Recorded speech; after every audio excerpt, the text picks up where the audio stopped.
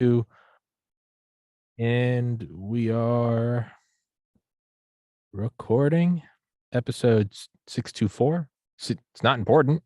I'll figure that out afterwards with Dr. Scot Youngblood. And please introduce yourself, my man. So, hello, I am an orthopedic surgeon who's been practicing in San Diego for quite a while. And so I was actually in the Navy and just recently retired. And so I've been a practicing orthopedic surgeon for about 15 years. If you count residency, that'd be about 20 years. And I have extensive history in instructing residents and medical students and talking about the medical literature and interpreting it and then helping to use it as a guide for medical practice. Uh, my late Uncle Court was an orthopedic surgeon, and in his brilliant manner, in 2013, after I got my I got my MCAT scores back on July 1st, 2013, and I killed it. I got in like the top 4 percentile, and I was so excited. I was at the gym, Awesome. yeah, and I was working out, and I was hitting the punching bag, and I just felt like, I mean, you understand it. I just felt like on top of the world, and I really landed a haymaker, and pretty much broke my wrist, and I couldn't move it. And I went to a couple doctors, and none of them knew what to do. So I finally went up to my Uncle Court in New Hampshire, in a back porch, no X-ray machines, nothing, a tall glass of straight vodka and a cigarette. And he picked it up and he's moving it around. He's like, yeah, you did this, you did this. He's like, you're pretty stupid. Pretty much, I think you're all right. He's like, just kind of, don't be a bitch about it. And I was like, thanks, Uncle Cord. So that's my experience with orthopedic surgery. Was not a surgery at all. But so getting into vaccine mandates and getting into, well, now, I guess for all future listeners, today, Friday, November 19th, 2021, it appears that the Biden administration is slowly backing down off of the mandates. But as you're saying, as Dr. Robert Malone has said on this podcast, as Dr. Peter McCullough has said on this podcast, Fareed, Saeed, Alexander, Hatfield, Albeck, Nass, as they've all said on here, there is no basis for these mandates. I mean, legally, there is no basis, but also medically, as medical professionals, the harm far outweighs the good. And then for me, who I am not a legal or medical professional, what I see just very clearly is something that anyone can see without a PhD or a doctorate, is if they're making record-breaking profits, I don't get the warm fuzzy feeling inside that we're all in this together. But that's my own side tangent. But what are your thoughts on this, and what exactly would you like to hit on? So, I guess first I would like to just start off with, the science. And over the past, well, what's it been, 20 months or so, we've heard lots of people invoking science and everything. And whether you look at the lockdowns, whether you look at masking, and now with vaccines, a lot of the things that office holders and politicians have been saying are in fact not really what the science says, and it's counterfactual. And I've been sitting listening to all this, and you're kind of one after another. You'd be like, that's not actually what it says. So finally, I had to speak up, and I went to the San Diego County Board of Supervisors and spoke for a few minutes, kind of summing up the evidence on vaccines and vaccine mandates, and specifically the Pfizer study. What happens, I think, is that the FDA and the CDC, they'll come out and they'll say, okay, the vaccine works, it's safe and effective, everybody get it. And what I did is I tried to stop and back up and say, the Pfizer study, the original study that they did with 44,000 patients, did not show a reduction in mortality in the patients who received the vaccine. And I think that is a very important endpoint. It is the most important endpoint. And I think that a lot of patients, a lot of people would kind of like say, excuse me, what did you say? It's all sort of been sold or represented as a deadly disease, and that the vaccine was going to save your life. And if you just kind of put those big, that very fundamental problem with the vaccines in perspective, all of a sudden, it's very hard to mandate something that really has only been shown in the first few months after it to reduce symptomatic infections. So fever, nausea, vomiting, loss of taste or smell, like that's all it has really been shown. It has also been shown to reduce the severe COVID cases, but it hasn't been shown to reduce death. And in fact, you could even argue that it trends toward causing more death in the vaccine group in the studies that have been published about the Pfizer study. So certainly nothing, that rises to the level of mandating vaccines. So, and then I would like to talk a little bit about levels of evidence. So in the medical literature and in medical practice, what we're supposed to do is evaluate the various studies on the levels of evidence. And so it works up is that there are levels. And so very down at the bottom, there's so-called expert opinion, and then you have case series, and you have retrospective case studies and then prospective case studies. And at the very top is the randomized controlled trial. And that's what Pfizer did. And so it's the most powerful to look at because it has a control group where you have a group of people who did not get the vaccine. And so when we look at that, it's when so many public health officials right now are simply just stating, oh, there's this percentage of people who are in the hospital and are unvaccinated, or they are vaccinated, et cetera. It's very hard to look at that and make a good decision because there is no control group. And that's what really, going back to the original study and looking at it, provides you the ability to do. What it's kind of like is like you'll hear people say, and I'm not really a big sports guy, but when you'll hear people argue about like who's the best whatever all time, who's the best quarterback, who's the best point guard, who's the best goalie, and you have this which is kind of like the opinion poll article, right? You can have these very emotionally triggering top 10 videos on YouTube of, Michael Jordan sinking a 3-pointer and the crowd goes insane. And you're like, he's the best. But then like, you could just as easily be like, well, what about the time this guy dunked and broke the backboard? Or what about this Hail Mary? And eventually you do have to get to a point where you have to strip it all down and get an Excel sheet and go, who threw the most yards? Who has the most Super Bowl champ? And it's not fun. It's not sexy, but it is a fact. And so you can actually look up, you'd be like, oh, actually the guy who did the most whatever, he actually retired in 1977. Like we just don't really talk about it, but you can do these things where you talk about what's the tallest.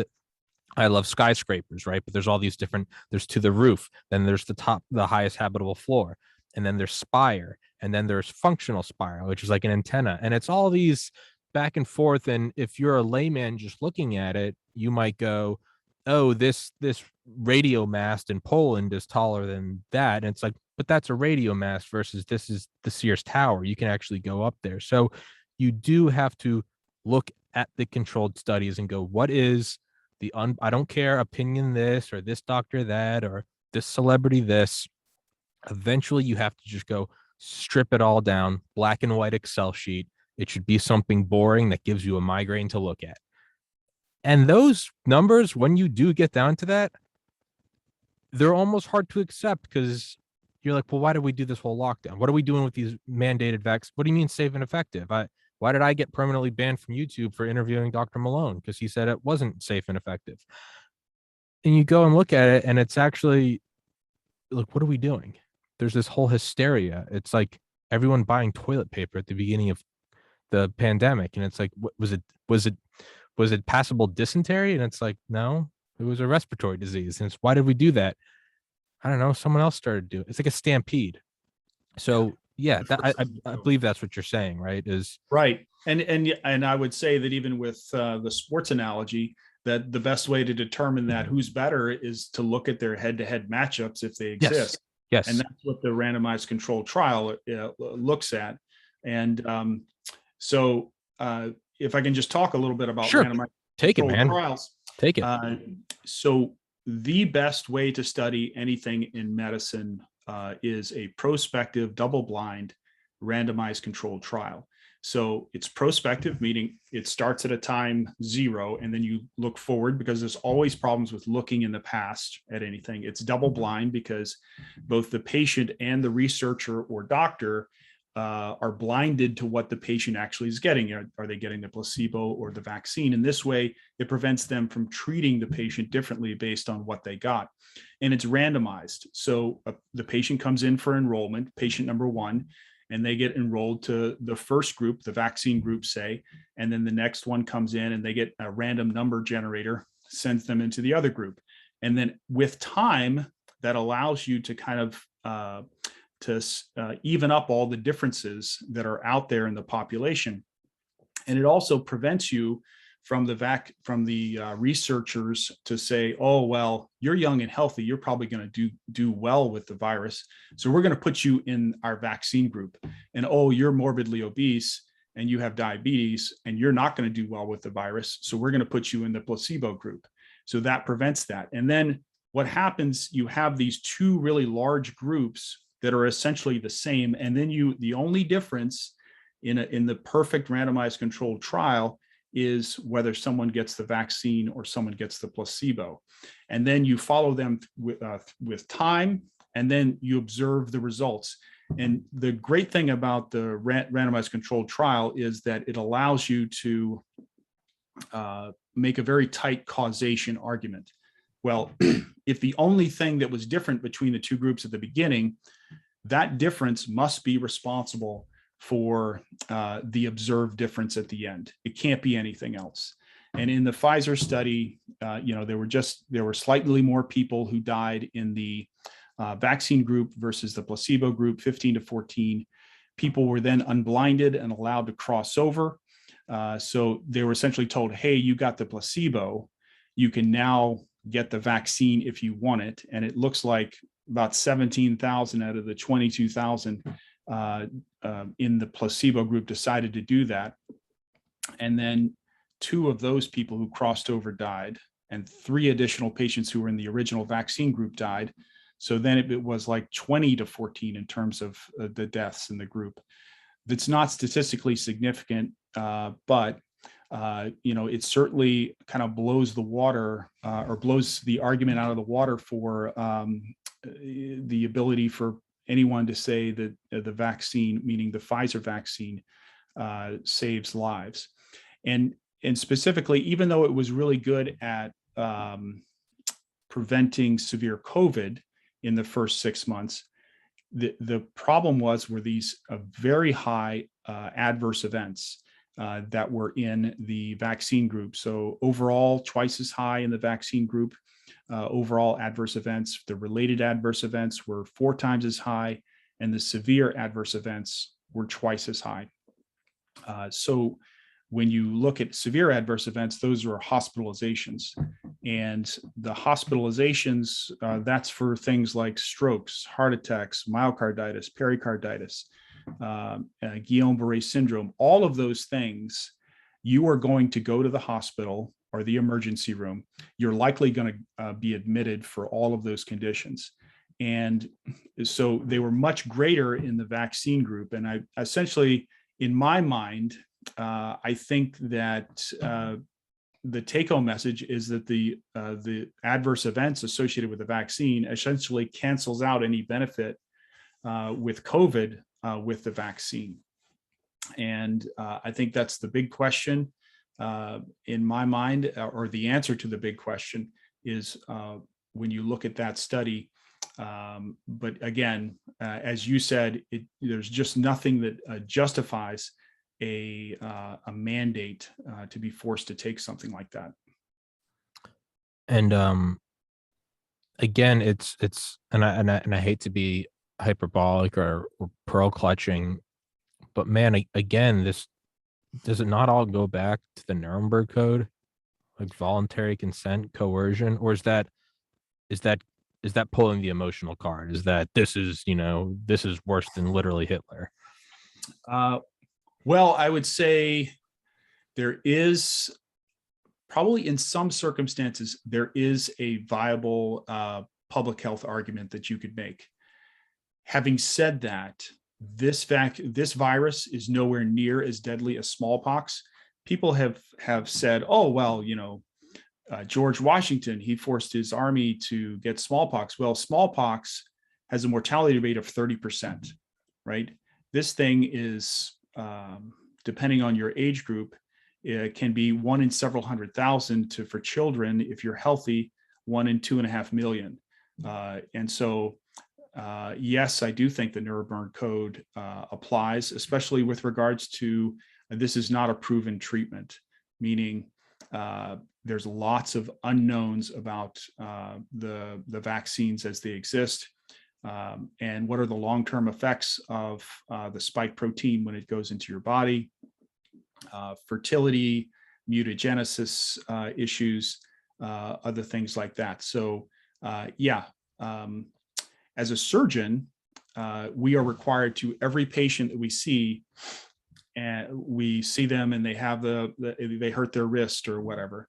And, so I have gone throughout my entire career, having this informed consent discussion with patients. Okay, you've got this problem. Here's the way we can treat it non-operatively, and here's the way we can treat it operatively.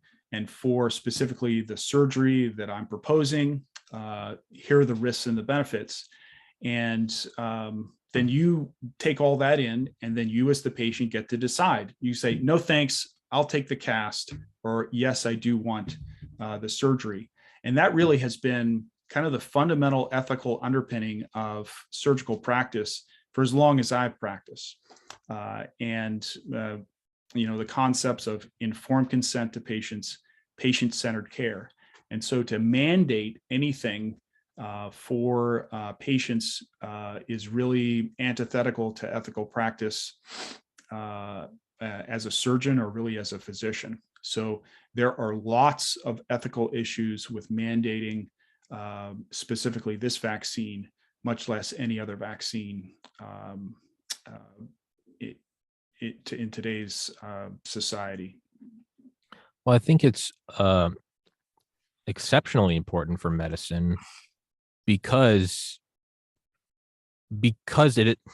I have a soft spot for I was pre-med college. I got into medical school in Miami. I decided not to go, but I love it. But I'm also aware of the friends I have that did go to medical school and became doctors are so unbelievably intelligent. Like, I knew them, before they were and I do hold them in like such high regard. And it's one thing if you go to the car dealership and it's like you need informed consent, but at the same time, everyone kind of knows what they want. They're like, I just want a big SUV. I don't need it. I don't have any kids, but I just want a big SUV, or I just want to whip around. I'm midlife crisis. I just want to whip around in a Ferrari. Like, hey, yeah, but it costs a lot of money. And it's like, dude, I'm loaded. I just give me a Ferrari. I don't care. I want to, drive fast and, die young, whatever. But with medicine, it's all, and so let's take the next tier then, right? Just like those tiers of evidence, opinion, and then retrospective, prospective. The next tier you could maybe say is like tech, right? Tech is now, so much more advanced that there are people like me, biology major, who started a podcast. I don't know squat about anything. So with everything I have, whether a microphone or a new Mac, this is the third microphone I've had. This is the third camera I've had, from sound panels to lighting. These are all things that I did my due diligence. I'm not just going to listen to what Sony says about their Sony camera because, surprise, they have a vested interest in selling it, as well as they should. So you go and watch tech channels. MKBHD is my favorite, or Linus Tech Tips, and you see these guys, and they've made their money on their own. They're not beholden to anyone. They'll go in and they'll tell you all the way down to the super nitty gritty. This uses this many pins and this silicon. I'm like, well, I don't need to know that, and then they'll kind of give you your conclusion. They're like, look, if you're doing a podcast and you want the higher end, this is what you're doing. And if you're just kind of making some like webcam videos, like, this is what you want. So that's even like informed consent for like technology, where it's like, okay, it's not quite the car dealership. Medicine is just this like, and perhaps maybe I'm just stupid, but it's this ethereal realm of intelligence, of figuring out the human body, which is a mix of magic and science, just like proteins and 100 trillion cells dancing and electricity and hormones. And you're just like, good Lord Almighty, I'm just gonna, what's the bottle say? Not more than 2 every 24 hours. I'm gonna take your word for it. When people are pressured, and there's also social pressure, and not only that, and this is getting beyond the scope of this, but shutting down actual debate. When I'm I'm not getting paid by Dr. Malone or Dr. McCullough, and it gets squashed because we're talking about other things. When people get, character assassinated, a Joe Rogan, and Aaron Rodgers, a Nicki Minaj for talking about things like ivermectin or hydroxychloroquine, like this is, the thing that is like most dear, like a parent saying, you'll thank me when you're older. That parent is guiding a kid who doesn't even understand math yet. Like you really hope that that parent has the best in mind, because that parent understands insurance and savings and property taxes, and the kid is just like, he has to eat his vegetables to play like Super Mario. You have to really hope that they have your best things in mind, and thank God for things like the Nuremberg Code or medical malpractice. But when the fangs come out, right? That's not to make a very drastic and hyperbolic analogy, but that's what's so insidious about like a pedophile. Like, you're preying on a child, right? There's something about it when you have people going out, it's safe and effective. You're not a horse. Don't take this. What are you talking about? Save grandma, do it for your country, do everything. Don't be a conspiracy theorist. But they know exactly what's going on. They know about the double blind trials. They know the efficacy of these early treatment protocols, a la Dr. McCullough and Dr. Fareed. And they're still moving forward with this and then shutting down debate about everything else. Yeah, well, It's evil. I would say there are a few comments. First, Sure. I would say that there are a lot of physicians out there that unfortunately, for one reason or another, aren't really reading the primary literature on COVID and the vaccines, et cetera. Maybe they're really busy. Maybe it's not really their specialty, or for whatever reason, they just haven't taken the opportunity to look into it. So I would encourage any physician who's interested in this to, when you see a medical article from some of the journals and news sources, to just don't even, just look for the link to the original study and then read it for yourself. And don't rely on someone to interpret it or tell you what this shows or to summarize it, because you can't necessarily rely on that. And there are a lot of issues with looking through the actual primary literature, making your own decision versus letting or just listening to the popular version of what what this study shows and what the risks and benefits are, because in many cases it's different. For me, I would say that some of the events that sort of caused me to question a lot of what I've heard is, the evidence on ivermectin and hydroxychloroquine. Now, there are really two questions with those medications. The first question is, are they safe? And then the second is, are they effective? So even if you put the effective one aside, for many months, they waged this war, first on hydroxychloroquine and then on ivermectin, about how it's unsafe, these medications. And these are some of the two safest medications in the entire formulary. And it's really just mind-boggling to see the FDA and the CDC and really all of the press to really go after these two medications and say that they're unsafe and they're veterinary medicines, et cetera. It has been. And then the more and more you peel away at this onion, the more you realize that a lot of the things that you've been hearing in corporate media and even from the FDA and the CDC are not really well supported by the evidence. It's I think what it is it's corporate capture. I had on Mike Baum yesterday, who successfully took Monsanto to court and won.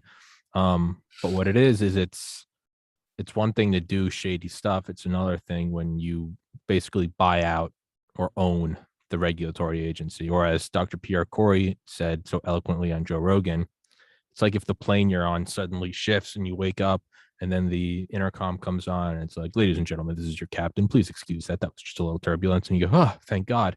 But what really happened is now there's a terrorist in the cockpit with a gun to the head of the pilot. And he's saying, say it's okay. Say it was turbulence. Say it's safe and effective.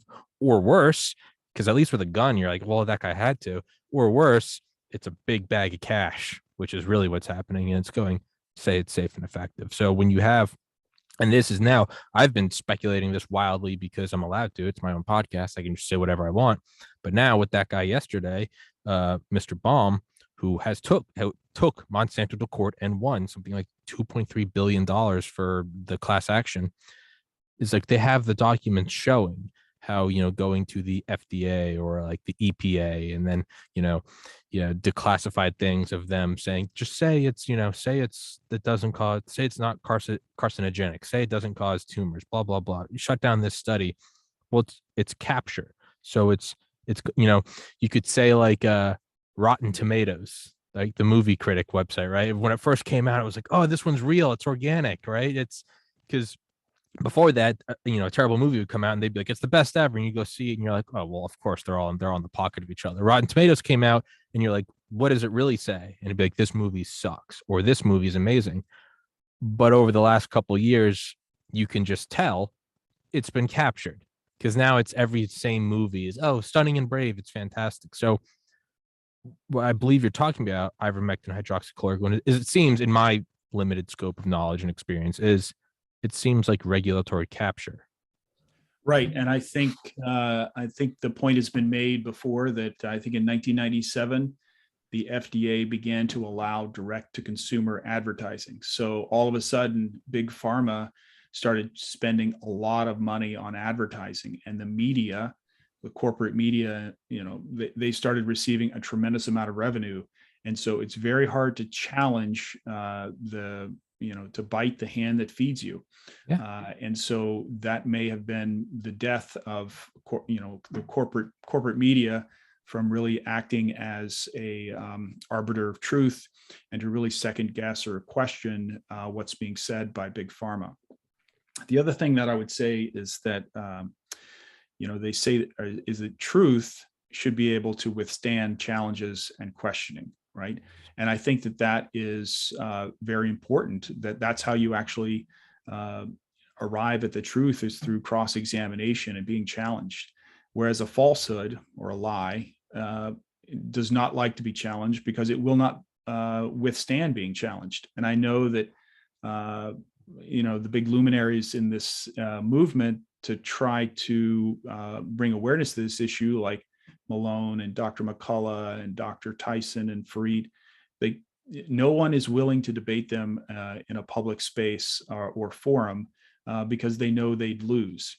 And one other point I would make is that it's really interesting to, there was at least two instances that I can think of where people who aren't necessarily physicians really essentially just blew up people in a figurative sense, talking, just asking them questions. And, so Joe Rogan, who of course is an MMA fighter, he's very intelligent and everything, but he had on Dr. Sanjay Gupta, who's a neurosurgeon. Yeah. And, so I'm an orthopedic surgeon. Neurosurgeons are brilliant. It's very competitive to get into that specialty.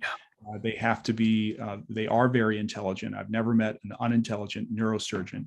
And Joe Rogan just simply kind of owned him when it came to the ivermectin and the horse paste and all that stuff. Dr. Gupta didn't really have anything to say other than, yeah, you're right.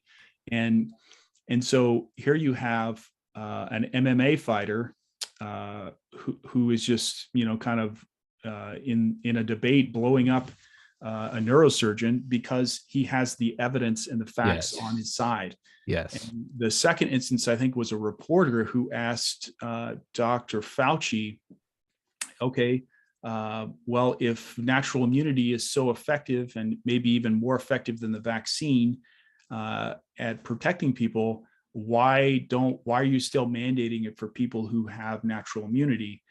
And I think he was a little taken aback by the question. And he said, well, I don't really have a good answer for that now. I'll have to get back to you. That's a great question. Right. And so this is something that, like, society and employers and the government is looking at ruining people's lives, ending their careers, ending their professions, making them bankrupt for people who potentially have natural immunity, which is vastly better than the vaccine mediated immunity. So these are things where, like, even very intelligent physicians can't really defend the party line when they're challenged, because the medical evidence is so against them and so against the popular narrative. It's like I have on this podcast all the time. One of the guys who kind of befriended through this podcast, Dale Comstock, youngest ever member of Delta Force. Now, so he would be Sanjay Gupta, right? He would be the tip of the spear, the best. And I would be Joe Rogan. I would just be I've shot a gun a handful of times in my life, and this guy is like an actual assassin. But it would be like if Dale was shilling Comstock body armor, and it was actually just kind of made of like cardboard and like chicken feathers. It was really cheap, made in China. And then I've got a Kevlar plate on. And we could argue, and maybe Facebook censoring me. They're going Comstock armor is safe and effective. Tommy's armor is for horses. But eventually it's like, hey, eventually I get him on the podcast. And I'm like, hey, let's go out into a field. I got a third party buddy. He's going to shoot us both with a hollow point. Well, I don't know if we should do that right now, Tom. I'll be like, let's just do it real quick. Let's just screw it. Like, shoot me. Mine's made out of Kevlar. I know it's okay. And he's, Tom, let me get back to you with that. That's what it is when the evidence is so overwhelming. One thing I used to do in college, because I loved organic chemistry, is I would study it nonstop. I thoroughly. So you were the one. I was that kid. I got the highest grade. I got the highest grade in OChem 2 and the second highest in OChem 1. The UGA, big class. I loved it. Perhaps it's my clinical OCD. I loved it. And what I hated was there were some kids getting just as high scores as me, but I knew they weren't studying. And I remember, like I'm a little Machiavelli. I kind of befriended him. Turns out they had their guys in fraternities and they had access to the old tests. And so what I did is I got those tests and I was like, oh, thanks, man. And I realized they weren't learning it. They were just memorizing the answers. Now, it's fine if everything is the exact, this ketone plus this aldehyde plus heat and acid. You don't need to understand it if you can just draw the structure. They don't actually understand it. So what I did is I scanned them all, and then like I anonymously uploaded it to like the student forum. So everyone had them, and eventually got to the professor. So everything got switched. They got killed. I aced the class, like half the class failed out. But the point is that when it came to, I know a lot of kids had to take an extra semester of college because, man, I no regrets. The point is, though, is that when you kind of took the flashcards away, if you will, right? Sanjay said during the interview, you can tell from the corporate media where everything is stacked in his favor. What do you keep saying? Joe, we're going really, really fast. You just see Rogan just kind of sitting there. He's like, do you think it's wrong? We'll go to whatever else you want to. He's like, let's not jump around. Do you think it's wrong? And finally, he's like, I get it. It can be used for humans. And he was like, not can be, is often. And to me, originally, yeah. Yes. Satoshi, overwhelming evidence. Yeah. Refuting, what his network had been doing. Yes. So that's the point I'm getting at, is like when it comes to the truth being on, I knew I understood OChem and I took the rug out from under them, and they were, rightfully got the grades they deserved. I know my Kevlar is Kevlar. I know you're wearing egg cartons. Put it to the test. And when you can't put it to the test, well, what do? You squash it, censor it, and you attack their character. Joe Rogan, meathead, far right QAnon, took horse paste. Versus when you sit down and shed light onto it, truth is that which cannot be torn away more. It's an element, right? You boil everything else away and you get whatever. Right. And I think another important point is just how unethical that is. So as either the CDC or the FDA to put out all those articles and those notices to patients about, oh, this is horse paste. You're not a horse. You shouldn't take this. That is the kind of condescending attitude that there's really no place for it in medicine. So if I did that, or if there was a physician that I worked with, or a medical student or a resident who was instructing, if they took that kind of attitude with a patient, very condescending, belittling, they would pretty much get counseled. You would pull them out of the room, and you would sternly counsel them about how inappropriate that kind of attitude was. And so I'm not really sure who's doing the messaging for the CDC or the FDA, but specifically with regards to that, the whole horse paste thing, just completely inappropriate. And the reason why people were looking for it is because the ivermectin has been through various mechanisms very hard to get for patients who are interested in getting it. It's not good. And it's also not, but it's not just isolated to, that's a bad doctor. What they're doing is they're hurting the maybe some like Carl Jung, but like the mass consciousness, sort of inherent trust in the physician, the white coat, the doctor. You go and you sound exactly like a doctor. Like you go and I'm like, this is a guy that would talk to me and tell me what I need to do. And I'd be like, okay, right. They're now ruining that for everyone, because when it does come out, and it will come out because it's science, how many doctors are now, let's say in 10 years, and this is all known as the big, ivermectin fiasco of 2020. And now they're coming into you and you're like, hey, like you need to get your tetanus shot, right? You're a young kid if you get hurt. And they're going, all right, Mr. Fauci. And you're like, no, this really is, like, you need to get this one. They're now hurting every doctor. Right. And I think that the FDA and the CDC and public health officials at various levels throughout the government, state, local, and federal, I mean, they have really hurt their reputation and their credibility. I mean, with a huge segment of the population. And quite frankly, the more people find out about it, what's going on, the worse it gets for them. And I'm not sure about individual physicians, but I think that they have been muzzled. They have been intimidated into silence. Many of them are young. They have big schools or big loans from medical school, and other reasons that they don't they don't want to speak out because they've been intimidated. But hopefully they're doing their best to give their patients the truth when they meet them individually. But yeah, I think that organized medicine has got some big soul searching and opportunities for second guessing itself with regards to how we've approached mass vaccinations and recommendations to vaccinations. I mean, you could have that informed consent discussion, but I mean, my own wife, when she went in to see the pediatrician, it was kind of pushed on her with our children, are recommended, and she just politely declined. But it certainly is out there, and I think that more and more physicians need to read the primary literature and start asking about what the risks are instead of just the benefits.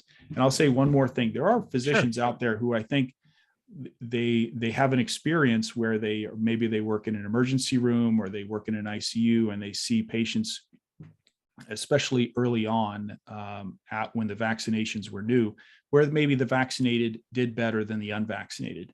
And so that's part of that, where you're only seeing the one side of it. They're not seeing the adverse events and deaths that happened when they had the vaccine. And so really the only way that so they're getting a very selective look at what's going on. They're only seeing the patient that's in front of them. And what they're not seeing are the patients who were vaccine injured or had other adverse events or deaths. So really you have to look at that all in totality, and to kind of step back and say, okay, as it turns out, when you look at these original studies, the groups really didn't do any better in terms of mortality. And that can be said also for the Moderna vaccine. The original Moderna randomized controlled trial didn't show benefit either in mortality reduction. It's excuse me. Yeah, there's also, yeah, there's a lot of people that, well, first on what you said, the doctors who are burdened by loans, right? I mean, 2 weeks ago I had on Dr. Ed Bauer, who is an army physician and was recently let go. And he's a young guy, he's got kids, and he's someone that did stand up. But there are a lot, and and it's very easy for me, 31, no kids, no debt, no wife, living in an apartment, doing a podcast. It's very easy for me to say, yeah, take a stand and stand up now. There are a lot of guys, the friends I had that went to medical school, well, they're also sitting on 350K of loans without interest, married, one kid, another on the way.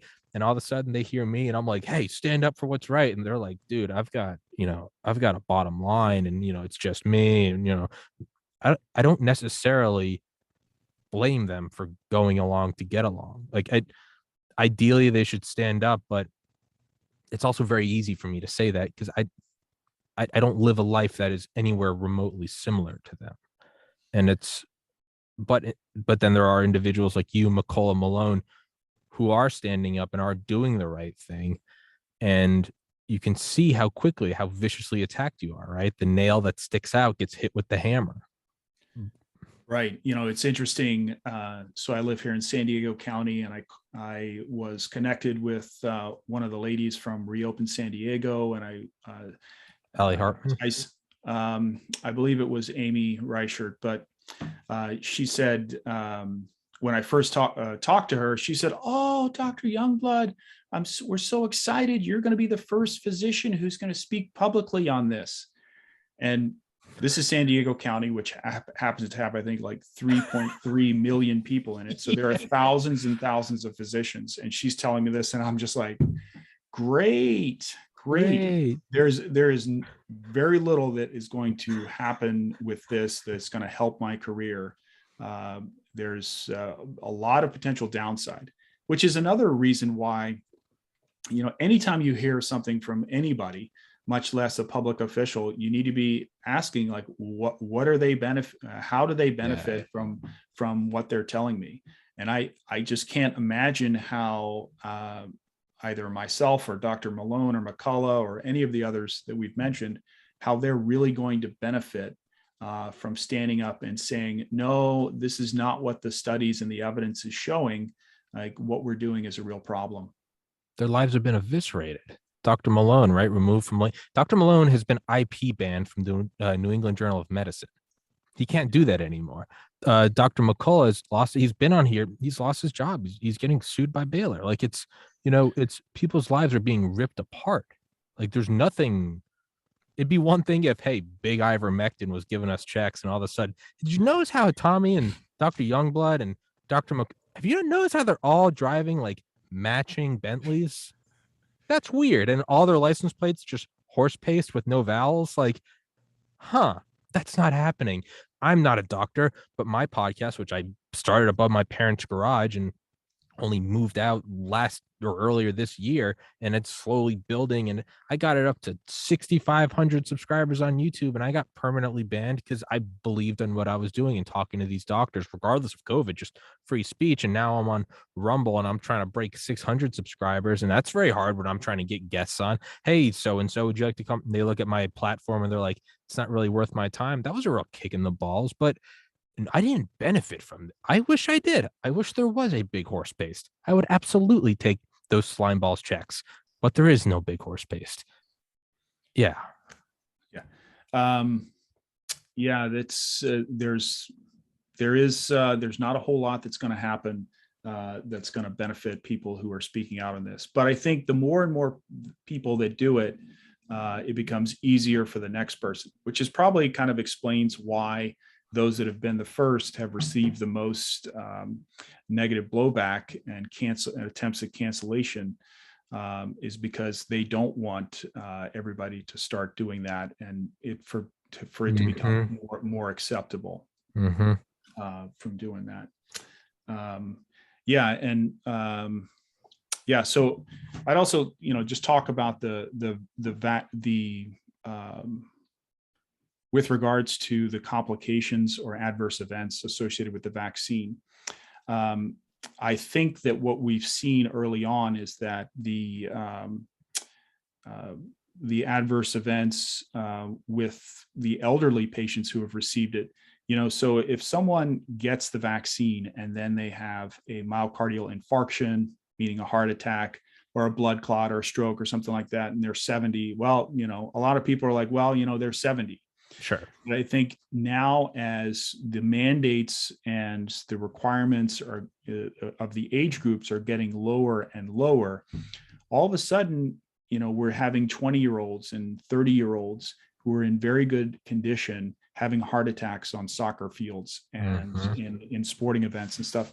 And I think even the layperson knows, okay, these are supposed to be really rare, but they in fact are becoming more common. And in fact, there may be even a 10 to 20 fold increase in those type of sudden cardiac events that are happening among athletes.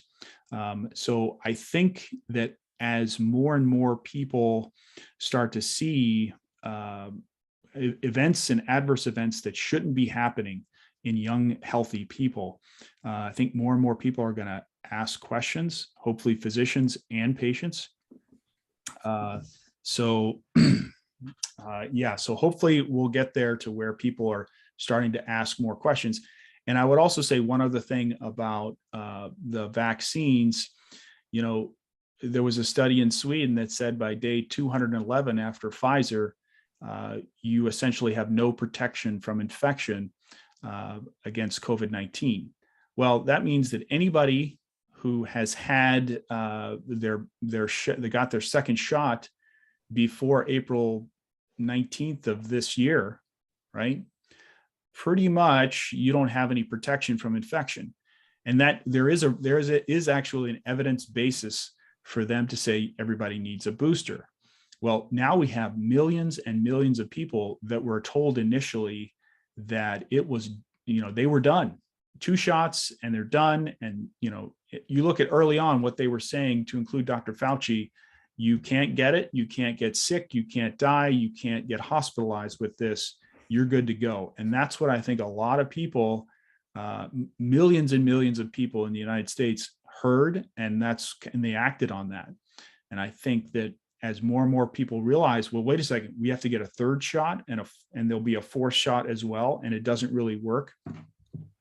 I think that they're really coming to a point where hopefully more and more people are waking up that what they have been sold is not what they got. Plato's allegory of the cave. I mean, the sunlight is blinding. I mean, you can't blot it all out. It starts with, and you're right, you can't have someone do it or everyone else will start to get the confidence to do it, which is why they attack it immediately, right? But Joe Rogan and Nicki Minaj, and those two kept going. And then Aaron Rodgers, I mean, but you can almost start to see, like, well, how long did that attack last? It just kind of went away. It's because, and it's that quote, right? It costs nothing to be the second patriot. It's very easy to start. It's one of my favorite videos. There's this video of this dude who, I mean, I don't know what drugs he's on, but I'd like some. He's at this festival and he's just dancing by himself, like no shoes, torn pants, just it's like he's like, I mean, it is a festival, so everyone can hear the music, but it's like he's the only one that can hear it. And there's like, you can hear the person videotaping. It's a great YouTube video when it's in like 360p. It was uploaded 10 years ago and there's 100 million views. And you just see him dancing. You can kind of hear the girls watching him chuckling, like, look at this guy. This dude is just living his best life. And finally, and let's look at that length of the video. It's like, we'll just say it's exactly 10 minutes. For the first 50% of the lifespan of this phenomena, it's just him. And between like minute 5 and 6, like some other guy goes and joins him. And everyone's still kind of laughing, like, look at these morons. And then between 6 and 7, like 3 guys join him. And the next minute, maybe like 10 guys. And then there's a crowd running to the point where the person in the camera eventually runs in, and everyone is just going nuts, just losing their mind, just dancing. And here's this dude that was just like, I'm gonna dance, and everyone eventually went in. But it was a microcosm of like the three stages of truth, right? Like mocking, like violent opposition, and then held to be self-evident. And that's what it was. And we see it all throughout the course of human history, from saying the world is round instead of flat, from heliocentric to earth-centric, to Joseph Lister, right? The antiseptic technique. And yeah, you got to watch we can't actually just take one knife from one surgery and go to the next one, right? It goes through all the stages, and eventually it sticks. Or back to organic chemistry, right? The point of nucleation. Once a couple molecules bind to each other and starts to solidify, then the phase change happens. But really, you just had to have the first couple, and then it cascades in an exponential fashion. What we're seeing right now is, and this is why I've been so adamant about it, and I've been doing it since really April of this year. That's the first strike I got for talking about COVID with Dr. Hodkinson, is I've always kept saying, like, don't be intimidated by the illusion of the monolith. You're the only one. You're stupid. Just keep poking holes in it. Eventually, the whole thing will come down. And so it's me on my little podcast interviewing you, interviewing Malone, interviewing McCullough. You see a Joe Rogan here, a Nicki Minaj there, and Aaron Rodgers, a tweet here, a video there, a Fauci saying, now we're seeing like more vaccinated people in the hospitals as opposed to the unboosted people. And people are starting to go, hold on, the goalposts are just moving. And then it turns into the dance. And that's kind of how I see it going. And that's why I do these. And that's personally what, thank you for coming on here, is because every little bit, we're just poking the elephant with pins. And absolutely. Yeah, man. I think that the messaging challenge for the CDC and Dr. Fauci and the rest of the media at this point is, on the one hand, they have to tell the unvaccinated, hey, the vaccines work, yeah, and everybody needs to get them. They're safe and effective. And then to also, now they're starting to message the boosters and say, hey, vaccinated, the vaccines don't really work that long, and you need to get vaccinated again. And that's a really challenging thing to be telling one group that they don't work, and then the other group that they work, so everybody get them. Yeah. You got to convince one group of people to go swimming because there is no riptide. And then out of the same mouth, you got to look at the people drowning and try to sell them life jackets. And it's like, hey man, I respect the grift. I respect the hustle. Like, you're a snake oil salesman. I get it.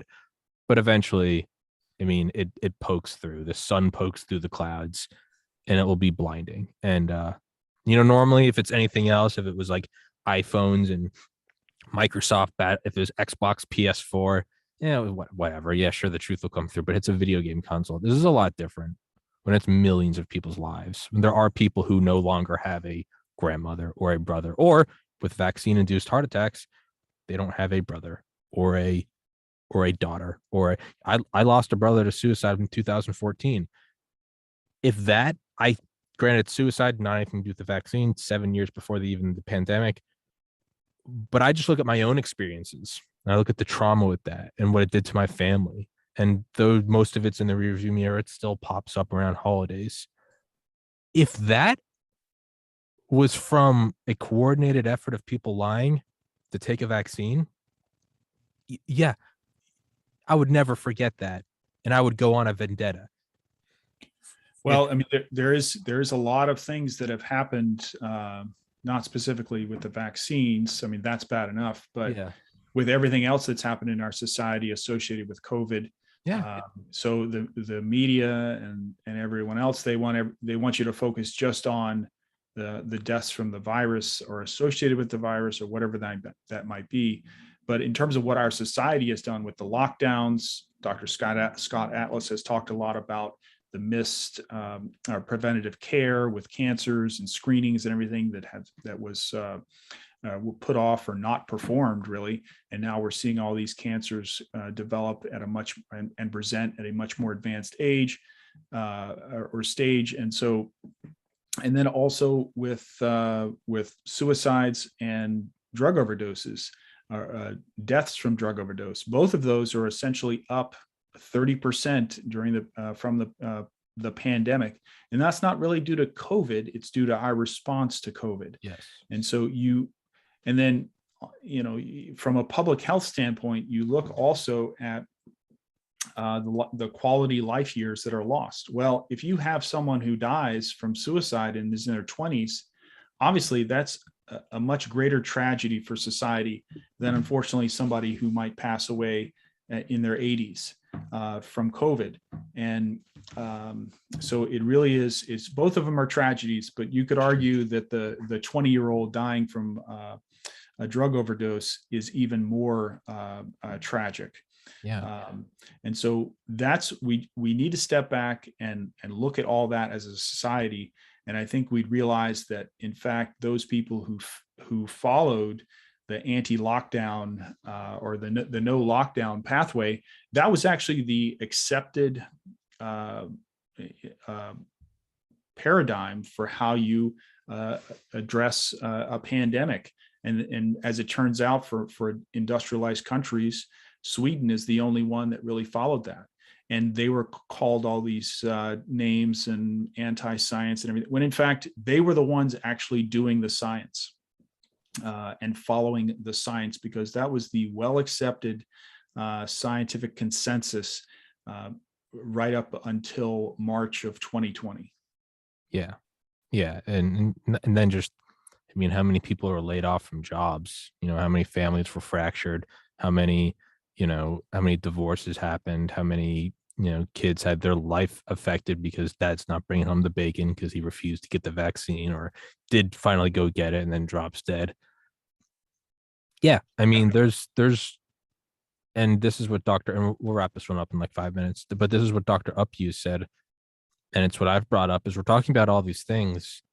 Man, like, this can't happen again. It's not enough that we find out the truth and everyone goes to the dance and we all start dancing. The people that perpetrated this and allowed this to happen and facilitated it, I mean, they have to be tried. Like, it's one thing if I'm like, hey, ivermectin's horse pace, and I'm not a doctor, and then I find out it's working and I go, hey, the guy's egg on my face. The people that knew about this and facilitated this, I don't think it's enough that the truth comes out. I mean, these people have to be tried in a court. And I'm not talking about some vigilante justice that's just bad. But I mean, all this has to be addressed. And I'm not a legal expert. I'm not a lawyer, and I can't possibly begin to understand what that process would be. But there needs to be something like Nuremberg. And that might be a little insightful. I'm not saying we got to hang these people, but you get what I'm saying. There has to be an investigation, and they have to be tried. I mean, people have actually talked about a Nuremberg 2.0, but especially if, they knew that what they were doing was not supported by the science. I mean, that would have to be hard questions would have to be asked, and investigations would have to be done. I mean, if you look, just 2 weeks ago or so, I believe Italy revised down their deaths from COVID in 2020 by 97%. Mm-hmm. Yeah. And it's one of those things where I had to actually go to the original verify it. Yeah. And verify it. And sure enough, they were. And if you recall, it came through Italy and then to New York here in the United States. And so much of what we thought and understood about the disease and how deadly it was came from the experience in Italy, right? And so when they came and they locked down the country for 15 days to slow the spread and all that stuff, to flatten the curve, like all of that, what was going on in Italy, or what had been reported, that was in the back of everyone's mind. And now we find out that it was actually only 4% or so of the original tally that was reported in the media, which kind of, it really begs the question, were we played? Yeah. Yeah, 100%. And hey, man, it's easier to fool someone than convince them they've been fooled. But man, you start to look, it's not like, hey, turns out they revised it down to 90% of actual deaths. They reduced it by 97%. You start looking around and going, Is this Enron, right? Yeah. Is this Fire Festival? Did I just get sold? Is this what I got sold? Man, it's like imagine if there's like the best beer ever, just hyped up, Super Bowl commercials, celebrity endorsements, drink this, woo, Pan, whatever. Just take all the tropes of every beer advertisement, Budweiser, Corona, whatever. And but it turns out that it was non-alcoholic. And some people speak out and they're squashed. But eventually it's like, hey man, we had this once in a lifetime chance to go to the Super Bowl. We were there and we were all drinking this beer, and no one wanted to be the one that said, I'm not getting buzzed, guys. This is, or you're at your best friend's wedding and you're like, this is a special day, but dude, I'm dead sober. I thought we were going to be dancing with our ties on our heads. And eventually it comes out that, hey man, we got sold non-alcoholic beer. It's going to go from embarrassment very quickly to rage. Yeah. I mean, God protect the people that perpetrated this. And I would say specifically with regards to this vaccine, I've made this in some other forums. This point is that every month that goes by with the vaccines, we get more and more information that makes these vaccines look worse and worse. The risk benefit ratio is getting worse, meaning the risks, we're finding out more and more about the adverse events and the deaths associated with the vaccines. And then the benefits, it looks like the benefits last from 4 to 6 months. There's even some early evidence in England that it actually increases your risk of getting infected. And then also new evidence that says that it may actually interfere with your body's ability to develop natural immunity if you have all of these non-neutralizing antibodies from the vaccine kind of getting in the way when your body is trying to learn the rest of the virus.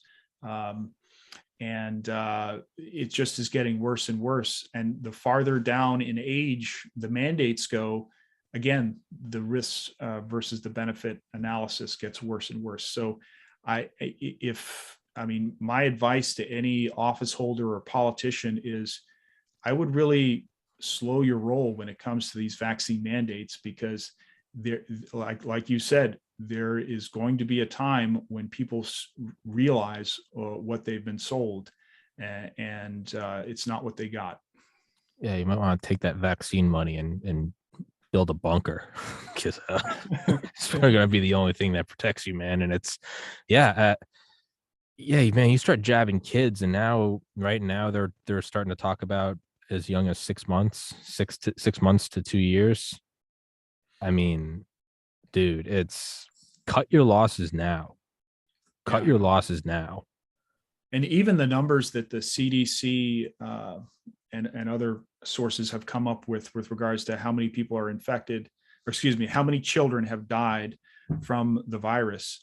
When you really start parsing and people start looking at that, the vast majority of those children that have died have other really significant genetic and other very serious comorbidities. I mean, so the risk of a young, healthy child dying from the virus is about 1 in 2.5 million. And that is extremely rare. And it is much less than so many other causes of death. And then that's just the risk from the virus. And then there are studies looking at the adverse events and the risk of myocarditis in boys specifically. All these things add up, and there's a very strong argument that could be made that the risks of the vaccine outweigh any benefit they would give, especially for children. There are some authors and physicians such as Dr. McCullough who says that it is essentially unsafe at any age, the vaccines. So it's getting worse and worse for the vaccines as we learn more and more. There is kind of an interesting, ironic, symbolic phenomena that's happening, and it's like vaccines driving more virulent, what word am I looking for? Variants, right? Variants, yes, yeah, Selection, yeah, selection driving this, right? That's just what natural selection does. It's just the best shark, the tallest giraffe. It's just what it does. There's something ironic about squashing everyone that talks about this and every doctor that talks about this. Like no one puts their tail between their legs. They just become more fanatic about talking about, from Malone to McCullough to, I get banned from YouTube. So now I'm branching out to BitChute, Odyssey, Rumble, Spotify, Anchor. Like you're squashing it here and now it's bursting out in 5 other areas. You're kind of making these variants of people who just won't shut the hell up. right, yeah. So specifically, it's interesting specifically with the vaccine. So the virus itself, COVID-19, has about 50 non-structural proteins, and it's got 4 structural proteins. And one of those structural proteins is the spike protein. And so when you get a natural infection and you have natural immunity, your body is building antibodies For to everything. all those things, right? And so it's very hard to have a variant or a mutation evade all of those different mechanisms and antibodies to all those different sites.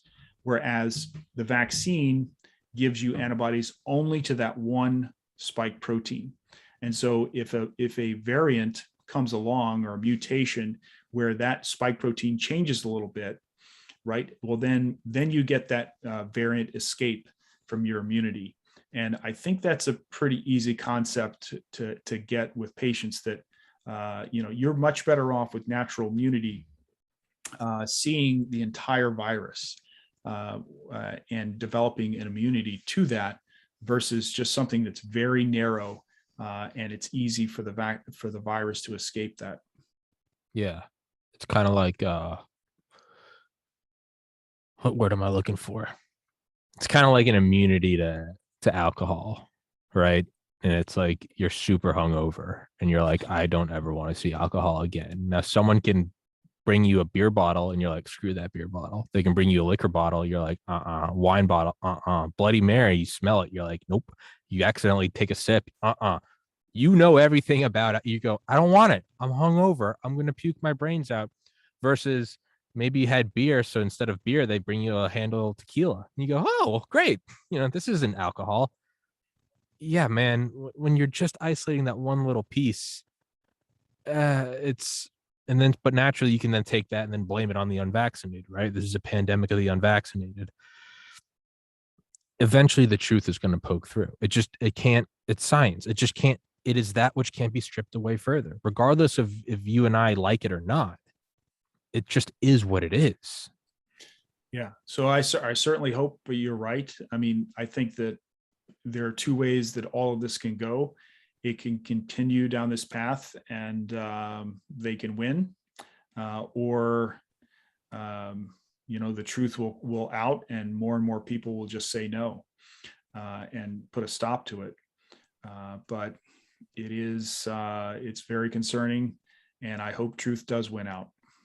Oh yeah, no, it's certainly not over yet. I mean, it's right. Austria is now mandating the vaccine for all their citizens. I think as of this morning, and as of yesterday or 2 days ago, they're right. It's locked down for all unvaccinated. Australia, which has just gone full toothbrush mustache Sig Heil with they're making those camps now for anyone that's visiting that is unvaccinated. It's either going to keep going that way, or it's going to go the other way. And so my logic, and this will be a great way to kind of wrap this up, is just, and it's so corny and people roll their eyes, but truly just be the change you want to see in the world. Now, does that mean, well, what can I do about it? I can't go change legislature. No, but I have a podcast and I have developed some people that regularly watch it. So I know my audience is non-zero. Granted, it might only be a couple hundred or a couple thousand. I know it's non-zero. Well, I've met these doctors. So what can I do? Dr. McCullough, can you put me in touch with some other physicians? Yeah, sure, Tommy. Okay. I can do that. And then physicians like yourself, and it's very easy when you have a Malone or a McCullough. And it's like, well, no. I've had on a ton of doctors. Those are the 2 names everyone recognizes. I've had on a ton of doctors. Every doctor has a family and some friends, and they all share the link and they all pass it around. And I post it on other websites under different anonymous names and stuff. And now what is the downside? Well, a lot of friends have stopped talking to me. They think I'm an anti-vaxxer Hitler, which whatever. I literally got my tetanus booster 2 weeks ago. So I did get a booster, just not this booster, but you can do your part. It's because it's very easy to feel helpless. How do we solve homelessness? I'm not a billionaire. No, but I mean, what? You got an extra $20 a month? Go buy some ramen noodles or some toilet paper. Just bring it to the homeless shelter. They love socks. Oh, that's a huge commodity. Is they love dry socks. Can you do a little thing like that? I can't clean up the Great Pacific Garbage Patch, but I make sure to recycle every day. The dumpster is 20 feet out of my walk to the gym. Do a little thing like that. So like what you're doing, what I'm doing, and not to sound like we're patting each other on the backs, but there is something you can do. Even if you just send a link of this podcast to 3 people and you come on, and that will lead to another doctor that's like, well, now you've had on 30 doctors. Now I don't have to be the first one, right? Well, you talked about in San Diego.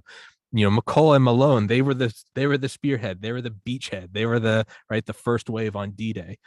But now you can be the 5th and the 30th and the 100th wave, and it does start to break away. And so instead of sitting here and going, yeah, man, I hope you're right, I hope it is truth that wins. Well, no, you can play the game. You can actually put your finger on the scale and you can help it go this direction. And when people realize that they are not hopeless bystanders and just observers, right? In a football game, you are an observer. You can't affect the field. If you go on the field, you'll be thrown out and tackled by security. This is different. You can actually affect the game. You can run onto the field and block someone. Like you can allow your team to go score a touchdown. If we all sit here and go, yeah, man, I hope what's happening in Australia doesn't come here. Oh, well, indeed, it will come here. But if you stand up for what you believe in, it's not some Braveheart shit. No, but I mean, just, hey, man, did you see this? This doctor got banned. That's a little weird. That's not good for me. Every little thing, it does erode it and it causes a groundswell. This is how these things change. Is it seems like it's one way up until a tsunami, 99.9% of its lifespan. I always use this analogy. 99.9% of its lifespan, you can only be seen from a satellite because it's just a slight rise on the horizon. It's not until the last 0.1% that you get all the home videos of people screaming as this thing bulldozes a city. Right now, there's a groundswell. Take part in the groundswell. And instead of it being a little splish splash, bulldoze the existing paradigm of you can't go outside, you got to be scared shitless, take this vaccine or you're a bad person. And if you drop dead, that means it's working. No, you can change it. So don't say, I'm not saying this to you, but anyone listening or thinking, don't say, man, I hope it works out. Tip the scale, stack the deck, be a corrupt casino, stack it in the house's favor. And yeah, so yeah, absolutely.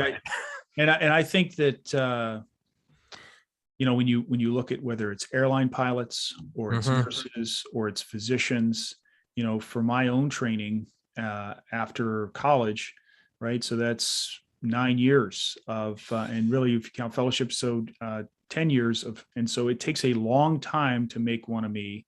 It takes a long time to make a competent and experienced nurse. And the same thing with an airline pilot. And who else is going to take care of the patients? Who else is going to fly the planes and in any other profession like that, if all of us just said, no, we're not going to take part in this. We're not. Yeah, seriously. We're not going to continue to push something that really the evidence says doesn't really help patients and it may in fact be causing a lot of harm. And really, that's one of the reasons that I spoke out, is that I do think that a lot of harm is occurring to patients and people who are not being told the full truth. And so years from now, when someone asks me or my children ask me, what did I do during all this, I'll at least be able to say that I spoke up and did something. Well, and that's kind of the tail end of what I was going to say about, be the change you want to see in the world. So let's say you're a real negative Nancy. Well, what if you're still the change you want to be in the world? And, Dr. Malone and I have joked about, one day during a podcast, some Pfizer mercenary is just going to put a bullet in my head. That I understand that might happen.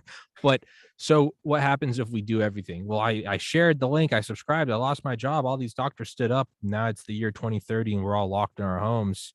Well, man, at least when you're dying, you go, dude, I literally did my part. I tried my hardest. And that's an internal piece that no one can take away from you, where you go, hey man, I stood up for what was right. I knew it. Everyone now knows it. Yeah, there's no point in saying I told you so because now we're all in the gulag. But like at the very least, even if it doesn't work out, man, at least when you lay down and die, you get to throw up the peace sign and go, my fucking heart's clear. I'm there's no burden on me. I can tell my kids I tried. Absolutely. Absolutely. And so I think anyone listening, that's what you need to do. You need to start pulling your own information, getting your own information and research, start organizing, meaning talking to your coworkers. And in the end, if you decide as a group, there's very little that they're going to be able to do, because in the end, they need us to end up doing the work. Yeah. And I know I've tried to wrap this up several times, and I obviously I can't stop talking because I love the sound of my voice. I always go back to this analogy, and it's a book I read back in August called Winter Fortress by Neil Bascomb. It's all about was it the Swiss or the Swedish, done in part with the British SAS and MI6 to take down the heavy water plant Norsk Hydro. Sweden. Okay. Yeah. Yes. Because In that's World what War II. yeah, that's what the Nazis were using, and they thought, and we thought at the same time, that the use of heavy water and like graphite cubes was a way to create the A bomb. Right? Leo Szilard defected, came to the U.S. We had our program going on, but if the Nazis got it, shit was going to hit the fan. So there are these guys that they were told they were going to go blow up the heavy water plants, but it was all compartmentalized, right? Because you can't have spies and stuff. So a lot of them didn't actually know what they were doing. They thought they were just taking out one more munitions factory, one more rubber factory. And they were kind of dropped into like the woods around this area and basically told to lay low for like 9 months. So they're out there in like the Norwegian winter, right? And they've all learned how to, hunt game because they have to blend in, right? Whenever they would be dropped in, the Nazis would look in the woods for months. So they had to literally lay low until they were no longer kind of suspected. And these guys, you can read their diaries and stuff. They talk about just going insane. They're in this little 5 by 5 foot hut they've built, and it's them and four other dudes. They all smell terrible. They're getting on each other's nerves. One of them snores, the other like never stops talking like me. They're all kind of assholes. And did you take some of my stew? And they're hungry and they just want to go home to their wives. And to save it all, they don't even know what they're doing. And they question. They're like, why am I not just dipping out and going home? No one will ever know. But they stuck with it, and they had no idea what they're doing, and they blew up the plant, and everything was good. And it wasn't until years later that they knew that they literally helped prevent Adolf fucking Hitler from building an atomic bomb. Now, I'm not saying that everyone listening is taking part in that, but just remember, they had no idea. There are a lot of people that were blowing up munitions plants that really were just building artillery shells. You never know which one is quite literally going to change the course of history. So do your little part. Do your tiny little part. Or you could even say that the people that were blowing up munitions plants, those are still drawing away Nazi resources because now you got to go deal with them. So everyone was involved in that little win. So if you get this and you just text it to a couple people or just talk about it, don't ruin Thanksgiving. Don't get drunk and start yelling at family, but just drop a text here or on a Reddit comment there. There is precedent for this within the last 100 years to stop Adolf Hitler from getting the A-bomb. So right. I've interviewed Ken Albeck on this podcast, the first deputy director of biopreparat over in the Soviet Union. They were putting smallpox and Marburg in the nose cones of ICBMs, and he defected. Hey, I think that might have changed the course of history. Do your part and do it well. Don't just wish for things to be better. Actually do your part. And if it all does fail and you didn't blow up the factory and Hitler does get a nuke, at least you get to die going, hey, I tried to stop Hitler from getting the nuke. Sorry, it didn't work out. Just do your part. And not only that, be grateful that you don't have to go stop Hitler from getting a nuke. Be grateful that your battle is not storming Normandy on D-Day, but rather just sharing a Spotify link on Reddit. Our battle, our burden is so tiny that there's really no reason not to do it. And that is my pitch for why everyone should share this podcast. And if that doesn't get you going, then I don't know, you don't have a pulse. So, Dr. Youngblood, final thoughts? No, I think that you summed it up well. We need to continue to look for our own truth, our own research, and start talking to our coworkers, our family, our friends. We need to get the truth out there about the vaccines and COVID and everything that's going on, and really try to continue to strive for truth and fight for our family and friends, because that's what matters. Hell yeah. That's awesome. Fuck yeah. I get excited. You can tell when I get ramped up because my pale Irish face starts to get blood red. I'll start screaming about Hitler and vaccines, but that's the way we go. I'd love to have you back on here another time, man. That was awesome. You're a brilliant individual. And thank you for coming on. Thank you for giving me an hour and a half out of your day. I appreciate it. It's been my pleasure. Thank you. Thank you, Dr. Youngblood. I will email you the links when it's up, and we'll schedule another one. All right. Okay. All All right. my man. Thank you. Thank you. All right. God bless America.